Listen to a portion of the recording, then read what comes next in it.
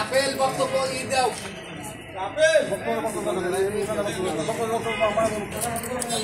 আপনাদের ভিতরে কে বক্তব্য দিবে কেউ?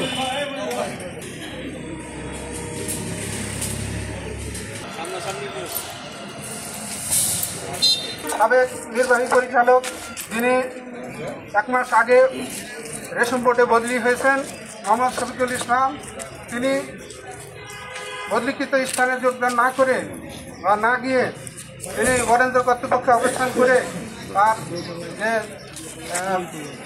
ফ্যাসিস্ট শ্রমিক সরকারের দোষরদের পুনর্বাসন করার চেষ্টা করেছেন বিভিন্ন সময়ে এবং বিভিন্নভাবে তাদের এজেন্ডা বাস্তবায়ন করার জন্য তৎপর ছিলেন।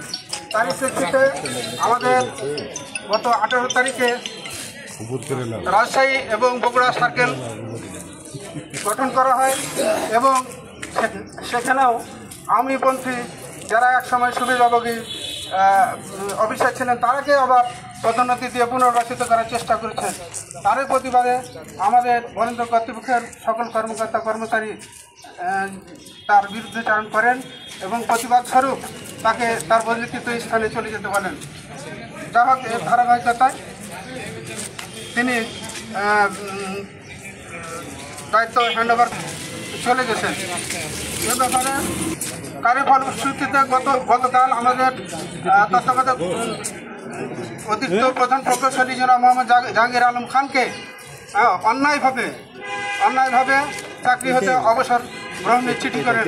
বর্তমান যে কৃষি সচিব আছেন আপনারা সকলে জানেন তিনি আওয়ামী লীগের দোসর এবং তিনি পরিকল্পিতভাবে এই বরেন্দ্র কর্তৃপক্ষের এলাকাকে আপনার ব্যর্থ করার জন্য আপনার চেষ্টা চালিয়ে যাচ্ছেন। যদি তাই হয়, তিনি যদি এভাবে এই বরেন্দ্র কর্তৃপক্ষকে ব্যর্থ করার চেষ্টা করেন তাহলে বরেন্দ্র কর্তৃপক্ষের সকল কার্যক্রম বন্ধ হয়ে যাবে এবং কৃষকদের মাঠ পর্যায়ে ক্ষতিগ্রস্ত হবে এবং এই সরকারের ভাবমূর্তি ক্ষুণ্ণ হবে। তাই আমরা অবিলম্বে জাহাঙ্গীর আলম খানের বিরুদ্ধে যে অবসরের যে পত্র জারি হয়েছে সেটা এবং তাকে পুনর্বহালের দাবি জানাচ্ছি। এই বলে আমার বক্তব্য শেষ করছি। আসলে আমরা এখানে চাকরি করে খাই, আমাদের প্রাণের দাবি হলো আগে আমার কর্তৃপক্ষ বরেন্দ্র কর্তৃপক্ষ, তারপরে হলো ব্যক্তি।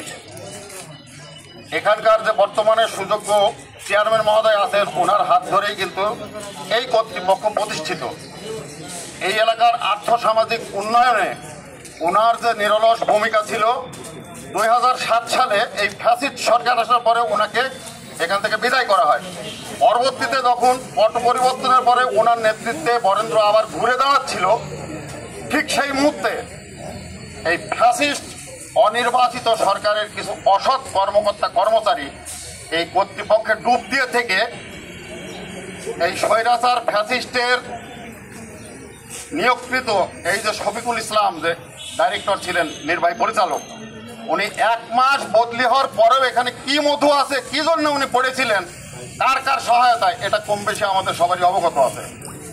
সম্মানিত উপস্থিতি, এখন ভরা এই বড় মৌসুম, এখানে আমাদের 18,000 ডিপটি বলের সাথে যদি 100 জন করে কৃষকও জড়িত থাকে তাহলে আজকে কিন্তু 18 লক্ষ কৃষক কমপক্ষে জড়িত আছে। এর সাথে এর ছেলে মেয়ে, পরিবার পরিজন, আমরা যারা কর্মচারী কর্মকর্তা আছি, এই প্রতিষ্ঠানটাকে বাংলাদেশের এই প্রতিষ্ঠানটাই আমি একমাত্র বলতে পারি প্রতিষ্ঠা লগ্নের থেকে আজ অবধি সুনামের সাথে কাজ করে যাচ্ছি আমরা কৃষকের ভাগ্য উন্নয়নে।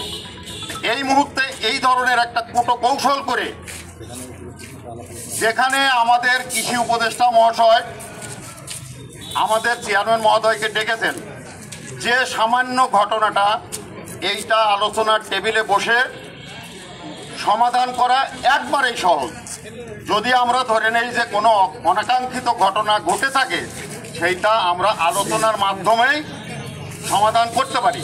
তা না করে এই রাতের বেলায় ক্যাঙ্গারু কোর্টের মতো কোর্ট বসিয়ে অবৈধভাবে আমরা মনে করি যে আমার নিয়োগকারী কর্তৃপক্ষ বরেন্দ্র কর্তৃপক্ষ এখানে সচিবের একক সিদ্ধান্তে এত বড় একটা মানে ভুল সিদ্ধান্ত নিয়ে এই যে 18 লক্ষ কৃষককে হুমকির সম্মুখে ফেলা আজকে এটা অনৈতিক। আমরা মনে করি অনতিবিলম্বে আমাদের চেয়ারম্যান মহোদয়কে ডেকেছেন, কৃষি উপদেষ্টা মহাশয় 27 তারিখে বসবেন, বসে আলোচনার টেবিলে এটা সিদ্ধান্ত গ্রহণ করা যাবে। অনাকাঙ্ক্ষিত পরিস্থিতির যদি কেউ সৃষ্টি করে তাহলে এই উত্তরবঙ্গের 16টি জেলার শুধু কৃষক না আপামর জনসাধারণ সবাই আমরা কষ্ট পাব। সুতরাং এই জিনিস থেকে উত্তরণের জন্য আমরা এখানে দাঁড়িয়েছি যে এই অর্ডারটা প্রত্যাহার করে নেওয়া হোক এবং আলোচনার টেবিলে বসে এটা সমাধান করা।